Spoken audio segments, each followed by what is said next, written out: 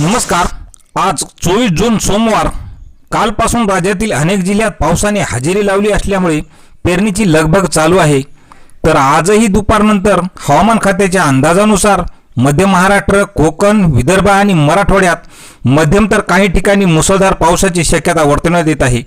प्रामुख्याने यामधील सिंधुदुर्ग, गोवा, कोल्हापूर, घाटमाथा तसेच मुंबई, ठाणे, पालघर या जिल्ह्यात मुसळधार ते अतिमुसळधार पावसाची शक्यता हवामान खात्याने वर्तवली।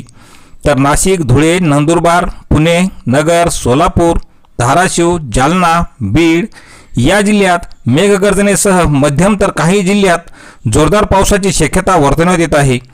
तर बुलढाणा, अकोला, अमरावती, नागपूर, भंडारा, गोंदिया, वर्धा, वाशिम या ठिकाणी विखुरलेल्या स्वरूपात मध्यम पावसाचा इशारा असून परभणी, नांदेड, हिंगोली आणि उर्वरित जिल्ह्यात हलक्या पावसाची शक्यता आहे।